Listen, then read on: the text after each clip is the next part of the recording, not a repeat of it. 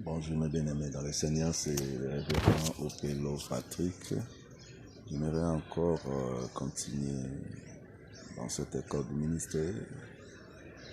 Merci pour mes bien-aimés qui me suivent en Europe, en Afrique, qui sont en train de bénéficier de ces enseignements dans leur ministère, là où ils sont, dans les églises, là où ils dirigent aussi. Que Dieu vous bénisse. J'aimerais parler ce matin sur la grâce de Dieu. Vous savez, il est important d'exercer le ministère avec la grâce de Dieu. Et en parlant sur la grâce de Dieu, j'aimerais prendre ces deux personnages dans la Bible.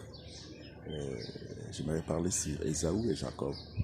Et si vous lisez dans Genèse 27, vous allez voir l'histoire de ces deux personnages qui représentent aussi des vies. La vie avec la grâce, c'est Jacob. Et la vie sans la grâce de Dieu, c'est Ésaü. Parce qu'en fait, le nom d'Ésaü signifie sans grâce.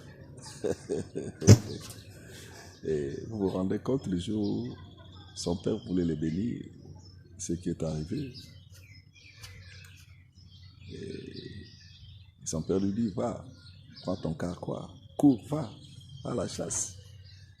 Attrape-moi un gibier, tu vas me le préparer, je vais manger pour te bénir. Voyez-vous? Pourtant, c'était le temps est arrivé où on devait le bénir. Comme quand lui, il n'avait pas la grâce de Dieu, il devait aller à la chasse. Il devait courir là-bas chercher le gibier. Et dans la bourse, il y a des risques. Il peut même être mordu par un serpent. Il devait aller. Vous voyez, quand vous vivez sans la grâce de Dieu, c'est ça, les réalités. Vous allez courir. Il faut courir pour chercher à manger. Il faut courir pour avoir même là où il faut vivre. Il faut courir. Vous devez faire des efforts personnels pour vivre. Pour avoir quelque chose. C'est ça, la vie sans grâce, la vie sans la grâce de Dieu. Il est obligé de courir, de courir, de courir. Et vous remarquerez, Jacob n'a pas couru comme lui. Parce qu'à lui, il y avait la grâce de Dieu. Et quand je parle de la grâce de Dieu, en fait, c'est l'amour de Dieu manifesté dans la vie de la personne qu'il a choisi. Parce que déjà, quand vous lisez l'histoire de ces deux personnages, la Bible dit Dieu aima Jacob et il haït Ésaü. Tout a commencé là. Tu vois. Or, Dieu manifeste sa grâce par son amour au travers de la personne qu'il a choisie lui-même. Mais Jacob était obligé de bénéficier de cette grâce. Lui n'a pas couru. Sa mère lui a dit, va seulement derrière la maison, prends des chèvres. Moi-même, je veux les préparer. On a fait tout pour lui.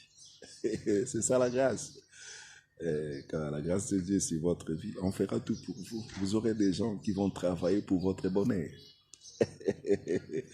Et non pour votre malheur.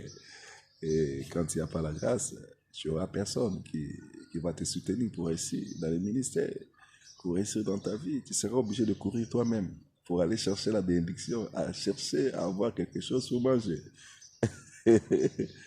Et c'est ça la réalité. Et beaucoup de gens aujourd'hui sont des chrétiens, même des hommes de Dieu. Vous voyez la personne qui prie, mais dans sa vie chrétienne, il est en train de souffrir. Et il a le ministère, mais il faut le faire. Il doit faire des efforts pour aller chercher quelque chose pour mettre à la bouche.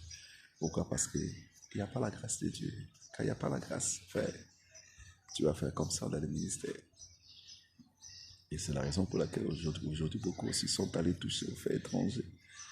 D'autres sont rentrés dans les camarades juifs parce que quand il n'y a pas la grâce, il n'y a pas aussi la gloire, il n'y a pas aussi la puissance.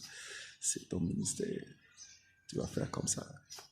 Et tu vas bien commencer avec les autres, tu vas voir les autres réussir, mais toi, tu seras échappé. La bénédiction de Dieu échappera à ta vie. Comme même qu'il a eu il a eu l'animal quand il est retourné, mais il était échappé à la bénédiction de Dieu parce que dans sa vie, il n'y avait pas la grâce. Lorsqu'il est arrivé, son père a dit, mais ton frère a tout pris. Et qu'est-ce que son père lui avait dit pour terminer? Qu'est-ce qu'il avait dit? Tu seras privé de la rosée du ciel, qui est l'image de la grâce de Dieu sur la vie d'une personne. ta vie sera privée de la rosée du ciel. Oh mon Dieu, que le Seigneur vous bénisse. C'est le révérend Opelo Patrick.